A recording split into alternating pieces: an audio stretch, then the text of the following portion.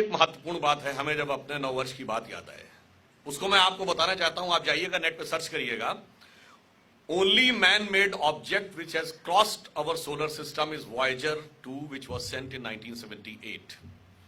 उसमें extra terrestrial civilisations के लिए एक संदेश डिजाइन किया गया है, जिसमें बहुत सारी आवाजें हैं, बहुत सारे चित्र हैं, बहुत सारे डिपिक्शंस हैं।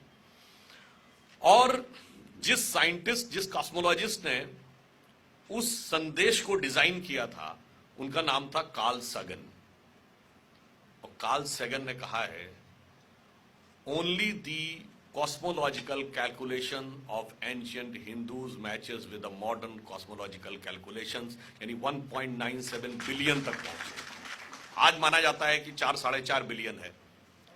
अब वो कितना सही है वो आगे की बात है, परंतु उनका कहना था बाकी कोई सभ्यता तो 1000 में नहीं पहुंच पाई, लाख में नहीं पहुंची। किसी ने कहा 5000 साल पहले दुनिया बनी थी, किसी ने कहा 14000 साल पहले दुनिया बनी थी। तो वो 50,000 तक भी नहीं पहुंचे और हम बिलियन तक पहुंचे। इसका अर्थ यह हुआ कि हमें बहुत सारी चीजों की जानकारी थी और इस ढंग के पर्व हमें कहीं ना कहीं उस चीज के बारे में रिमाइंड कर देते हैं। मैं दूसरा उदाहरण देना चाहता हूं। अभी अभी कुंभ का मेला समाप्त हुआ। आप सभी को पता है कि कुंभ मेला जो 4 स्थानों पे होता है, हर 12 वर्ष के बाद उसी स्थान पे होता है। पर 12 ही वर्ष के बाद क्यों होता है? क्योंकि यह बृहस्पति ग्रह की रोटेशन पीरियड से कनेक्टेड है।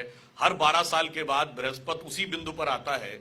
जैसे प्रयाग में कुंभ का मेला तब होता है जब बृहस्पति वृष राशि पे होता है, अर्ध कुंभ तब होता है जब वृश्चिक राशि पे होता है, उज्जैन में तब होता है जब बृहस्पति सिंह राशि पे होता है। इसीलिए आप ध्यान करिए, उज्जैन को सिंहस्थ भी कहते हैं।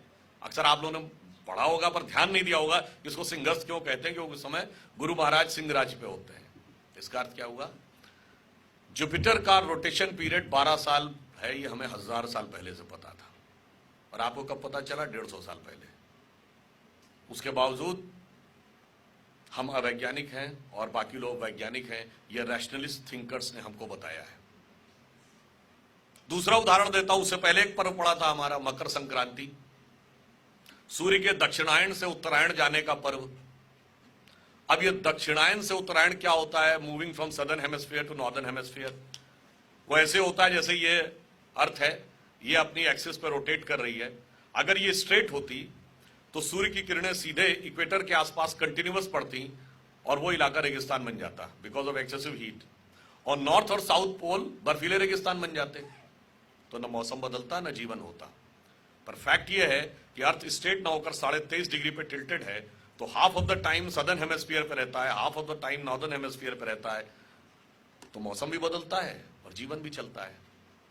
मकर संक्रांति हम कब से मना रहे हैं? वैदिक काल से।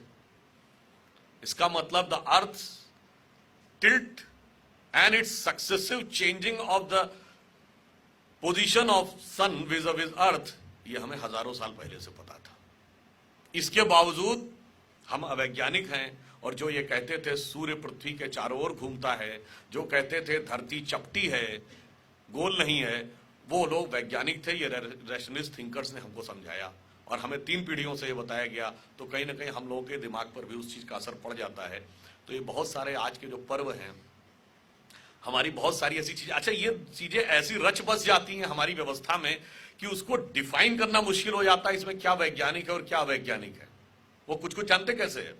जैसे हम लोगों ने क्लास 2nd 3rd में जब एडिशन सब्सट्रैक्शन पढ़ा तो क्या कहा जाता है, 4 + 3 कैसे करो? तो टीचर बताती है 4 लाइनें खींचो, फिर कहते हैं जी 3 लाइनें खींचो, फिर चारों को काउंट करो, 7। अब ये हुआ। अब जो मैथमेटिक्स का मैथ्स है उससे पूछिए तो वो 4⁻³ का इक्वेशन ऐसे ही बता देगा। तो वो 4th क्लास के बच्चे के हिसाब से तो अवैज्ञानिक है, क्योंकि उसने 4 लाइनें नहीं खींची, फिर आगे 3 लाइनें नहीं खींची, चारों को जोड़ा नहीं, तो कैसे बता दिया? वैज्ञानिक अवैज्ञानिक नहीं है, मेंटल लेवल का डिफरेंस है। बस ऐसा ही कुछ अंतर हमारे और बाकियों की सोच में भी था और हमारी वो चीज कहीं ना कहीं इसमें। अब मैं एक और उदाहरण देना चाहता हूं। हम लोगों का नववर्ष सामान्यतः मार्च से प्रारंभ होता है। 2000 साल पहले तो मार्च से ही होता था। आज कभी मार्च में पड़ता, कभी अप्रैल के शुरू में पड़ता है। तो ग्रेगोरियन कैलेंडर और हमारे कैलेंडर में 2 महीने का डिफरेंस है। और हमारे यहाँ एक और बात बड़ी महत्वपूर्ण है इस कैलेंडर में, आप देखिए, हमारा एक भी महीना किसी राजा वाजा के नाम पे नहीं है। अब चैत्र शुक्ल प्रतिपदा को चैत्र क्यों कहते हैं? जिस दिन मून विल बी राइजिंग, यानी शुक्ल पक्ष की प्रतिपदा होगी, उस क्षण मून जिस नक्षत्र में होगा, वो चित्रा नक्षत्र में होगा तो चैत्र मास होगा, विशाखा नक्षत्र में होगा तो वैशाख मास होगा, ज्येष्ठा नक्षत्र में होगा तो ज्येष्ठ होगा। और नक्षत्र यानी concept of constellation was only with the Indian system. नक्षत्र क्या है? 9 प्लैनेट तो पता है, अरे बैकग्राउंड में जो पैटर्न बन रहा है स्टार्स का वो भी तो पता होना चाहिए, यानी you have to have knowledge beyond the solar system. खैर, उसके बाद तो हमारे और उनके में अंतर है 2 महीने का। ग्रेगोरियन कैलेंडर के तमाम महीने बहुत बहुत नामों पे पड़े, सबको पता है, जनवरी, फरवरी, जूलियस सीजर के नाम पे जुलाई पड़ गया, सेंट अगस्टस के नाम पे अगस्त पड़ गया, तो उसको बढ़ाना था तो 30 की बजाय 31 कर दिया गया क्योंकि स्टेचर बड़ा दिखाना था। मगर 4 महीने ऐसे हैं जिनके के बारे में नहीं पता है किसके नाम पे पड़े, वो हैं सितंबर, अक्टूबर, नवंबर और दिसंबर। अब सितंबर is the 9th month of the Gregorian calendar, पर as our calendar it is a 7th month। और हमारे यहां जोडियक को 12 पॉइंट्स में डिवाइड किया गया है, तो 12 भागों में विभाजित है। तो एक प्रकार से आकाश को अंबर भी कहते हैं। तो जब सूर्य अंबर के 7वें हिस्से में है तो वो सप्त अंबर है, जब 8वें हिस्से में है तो वो अष्ट अंबर है, जब 9वें हिस्से में है तो वो नवम अंबर है, जब 10वें हिस्से में है तो वो दशम अंबर है। अब कोई ये कहे जी आपने तो सिमिली ड्रॉ कर दी, इसका लॉजिक क्या है? तो पहला लॉजिक तो ये है कि आप बता दीजिए चारों नाम कहां से आए ओबीसी सीक्वेंस में। और दूसरा लॉजिक ये है भाई 30 से 31 के कई महीने किए तो आखिरी महीने में से डेट कम होगी ना, तो दिसंबर 28 का होना चाहिए था, ये फरवरी 28 का क्यों होता है?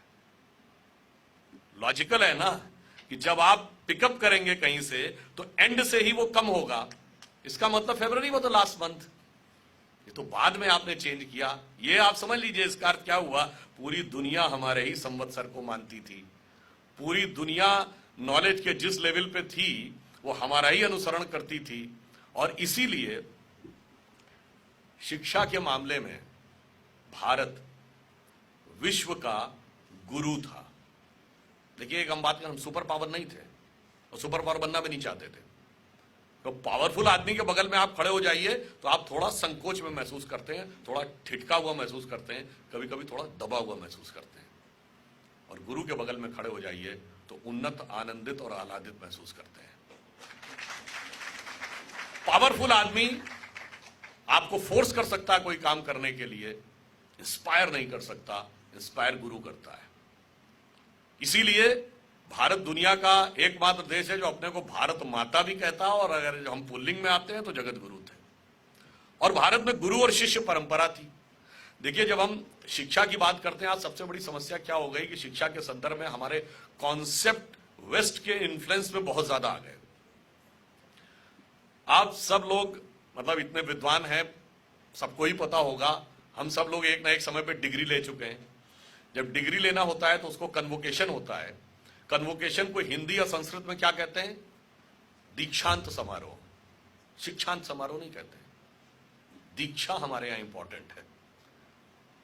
हमारे यहां यह कहा जाता है किस गुरु से दीक्षा ली, शिक्षा ली नहीं।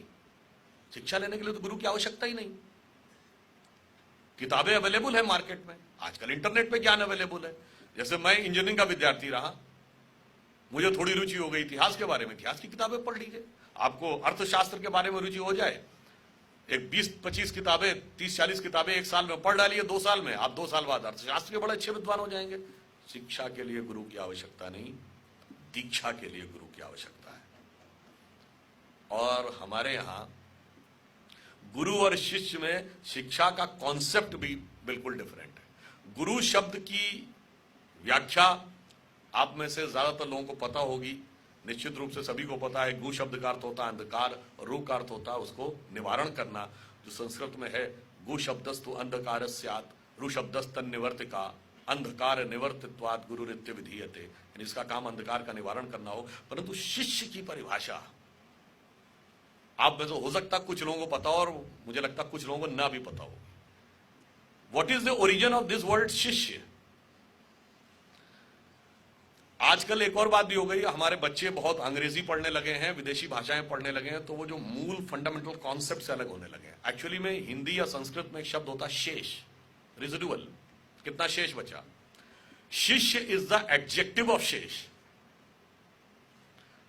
वेस्ट का कॉन्सेप्ट ये कहता है शिक्षा देनी है तो हमें नॉलेज इंपार्ट करनी है, certain subject, certain things, certain concept उसके दिमाग में हमें इंट्रोड्यूस करने हैं बुद्धि के स्तर पे।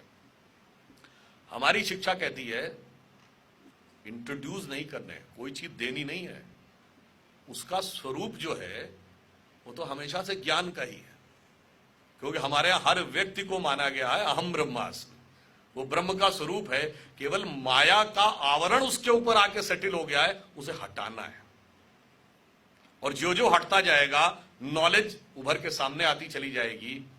इसलिए जब आपने माया को हटाया या अज्ञान का उसके ऊपर से सेटलमेंट हटाया, जो शेष बचा वो शिष्य था। और हम सब ने वो श्लोक भी सुना है, शायद उसके अर्थ पे कभी ध्यान नहीं दिया। गुरु और शिष्य के लिए क्या श्लोक बोला जाता है? गुरु शिष्य से कहता है ओम पूर्णमिदं पूर्णमदः पूर्णात् पूर्णमुदच्यते पूर्णस्य पूर्णमादाय पूर्णमेवावशिष्यते। इसका अर्थ क्या हुआ? पूर्णमिदं, यह पूर्ण है, पूर्णमदः, मैं पूर्ण हूं, पूर्णात् पूर्णमुदच्यते, पूर्ण में से पूर्ण ही निकलता है। इन्फिनिटी में से आप इन्फिनिटी को टेक आउट करिए, इन्फिनिटी बचता है। तो मैंने पूर्ण में से पूर्ण निकाला और अब जो शेष बचा वो भी पूर्ण था, यानी उसका पूर्ण स्वरूप सामने आ गया। You have taken infinity out of the infinity, but the residual will always be infinity. तो गुरु और शिष्य परंपरा का ये अर्थ था। ये नॉलेज का एक अलग लेवल था, इसलिए हमारे यहां नॉलेज के दो पार्ट्स है, विद्या और अविद्या। वेस्ट में ऐसा डिवीजन ही नहीं था, इसलिए वो कंफ्यूज कर गए। विद्या क्या है और अविद्या क्या है? अविद्या सुनने में एक निगेटिव वर्ड लगता है, ऐसा निगेटिव नहीं था। ऑल वर्ल्डली नॉलेज फॉर अविद्या। ये physics, chemistry, math, zoology, botany, chemistry, sociology, history, geography, engineering, medical, mathematics से लेके आप मैनेजमेंट, ये जो पढ़िए, जो कुछ सांसारिक है वह अविद्या है। विद्या क्या है? उसकी क्लियर डेफिनेशन थी, सा विद्या या विमुक्त है। विद्या वो जो मुक्ति का मार्ग प्रशस्त करे। सरस्वती मां विद्या की देवी थी। विद्या के लिए अधिकारी होना आवश्यक है, अविद्या के लिए अधिकारी होना कोई आवश्यक नहीं है। वर्ल्डली नॉलेज के लिए, जैसे मैंने कहा, ना गुरु की आवश्यकता ना पात्रता की आवश्यकता, जिस सब्जेक्ट का मूड आ जाए किताब पढ़ लीजिए।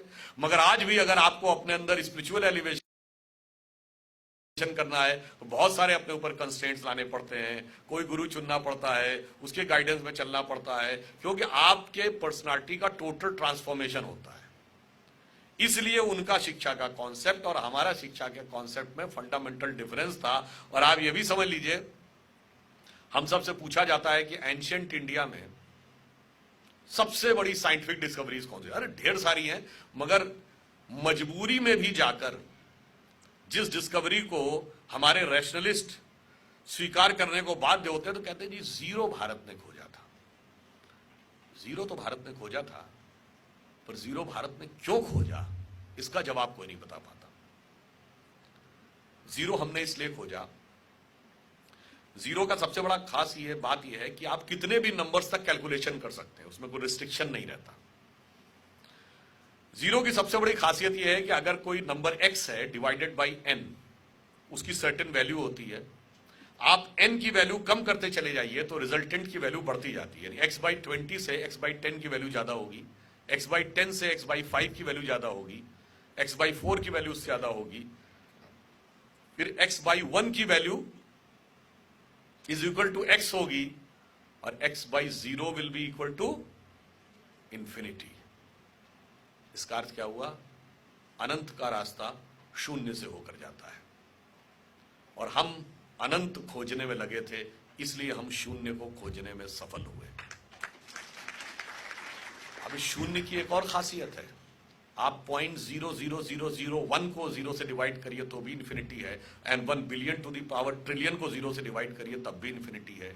इसलिए आप ईश्वर का साक्षात करके अपने अंदर शून्य पैदा करिए, या एक पत्थर की मूर्ति को प्राण प्रतिष्ठा करके उसके माध्यम से अपने अंदर शून्य पैदा करिए, अनंत दोनों स्थितियों में आपका स्वागत करने को तैयार खड़ा है। इसलिए हमारे यहां साइंस, स्पिरिचुअलिज्म, कॉन्सेप्ट, संस्कृति, धर्म सब इस कदर मिला हुआ था कि उनके लिए डिमार्केशन करना असंभव था। जैसे हम में से आपने बहुतों ने सुना होगा वैदिक मैथमेटिक्स,